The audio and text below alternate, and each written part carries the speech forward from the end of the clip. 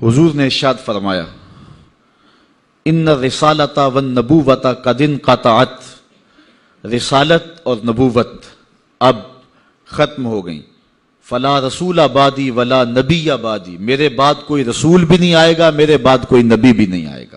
بہت سارے لوگ مختلف زمانوں کے اندر نبوت کے دعوے کرتے رہے اور اپنے انجام بد کو پہنچتے رہے، اور سب سے بڑا فتنہ جو پیدا ہوا وہ قادیان کا دجال مرزا قادیانی۔ پہلے تو اس نے یہ کہا کہ حضور علیہ السلام کے بعد نبوت کا اجرا ممکن نہیں ہے، اور اپنی یہ کتاب حمامۃ البشریٰ کے اندر اس نے کہا رب رحیم شان والے نے ہمارے نبی کا نام خاتم الانبیاء بغیر کسی استثناء کے رکھا ہے، اور ہمارے نبی نے لا نبی بعدی کے بیان سے اس کی تشریح کر دی ہے، جو طالب علموں کے لیے بالکل واضح ہے۔ یہ اس نے اپنی کتاب حمامۃ البشریٰ کے اندر لکھا۔ اس وقت تک اس کا پروگرام نہیں تھا کہ میں نے نبوت کا دعویٰ کرنا ہے۔ بعد میں آپ کی سیالکوٹ کی کچہری میں ہی وہ ملازم تھا، اور میں اگر تاریخ کے ابواب کھولوں تو بات لمبی ہو جائے گی۔ کچھ لوگوں کا انٹرویو ہوا، وہ کامیاب ٹھہرا، اور پھر اس نے پہلے راستہ ہموار کرنا شروع کیا، اور پھر ایک دن اس نے کہہ دیا کہ بعثنی اللہ علی راس المئۃ لأجدد الدین، اللہ نے مجھے صدی کے سر پہ مبعوث کیا ہے کہ میں دین کی تجدید کروں، مجدد بن بیٹھا۔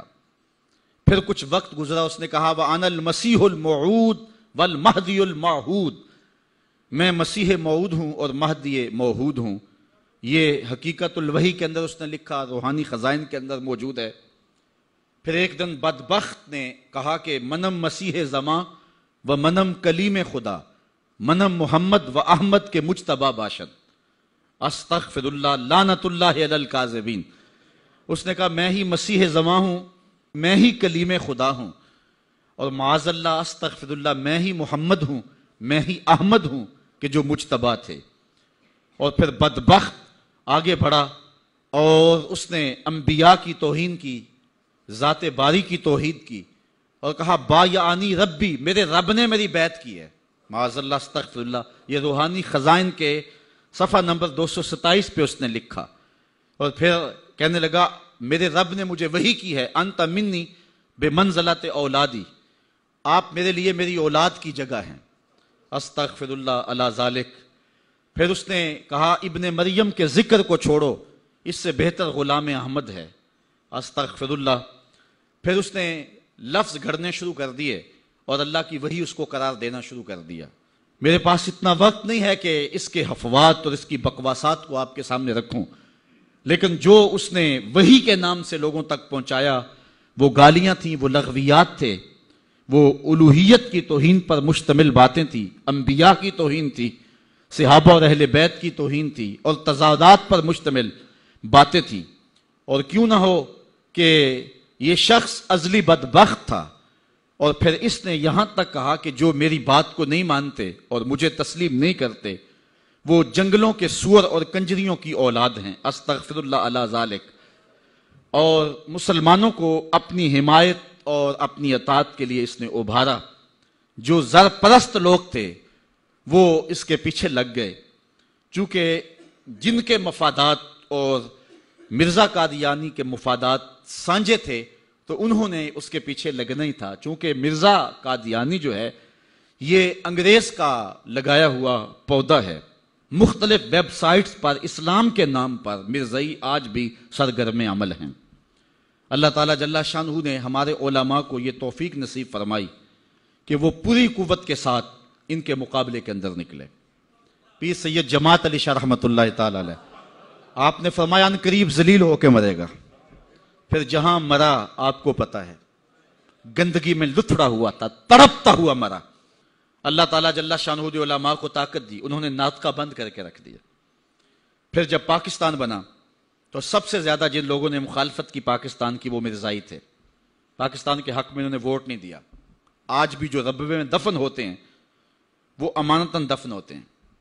ان کا عقیدہ ہے کہ پاکستان ٹوٹ جائے گا اور ہمیں اٹھا کر کے جو ہے وہ قادیان میں دفن کیا جائے گا، یہ وصیت کر کے وہاں دفن ہوتے ہیں۔ جب بھٹو کا دور آیا 74 کے اندر نشتر کالج کے کچھ طلبہ مری جا رہے تھے، ربوے سے گزرے تو مرزائی غنڈوں نے ان کو جو ہے وہ سب و شتم کیا اور غوب و زود کیا، ان کو مارا زخمی کر دیا۔ تو تحریک پھر دوسری بار جو ہے وہ مرزائیت کے خلاف اٹھ کھڑی ہوئی، جو کراچی سے خیبر تک پورے بانکپن کے ساتھ چلی۔ اللہ تعالیٰ رحمت نازل کرے علامہ نورانی کی قبر پہ۔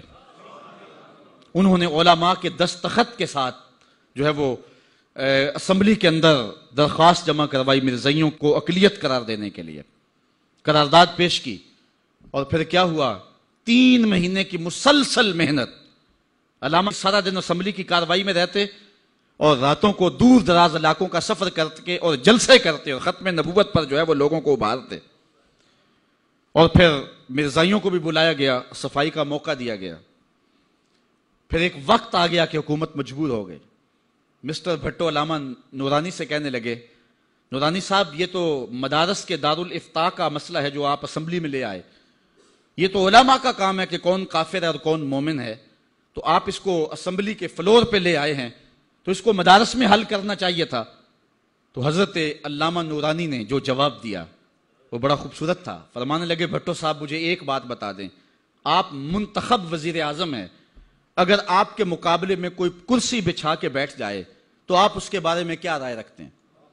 تو بھٹو کہنے لگا، یا وہ باغی ہے یا وہ پاگل ہے۔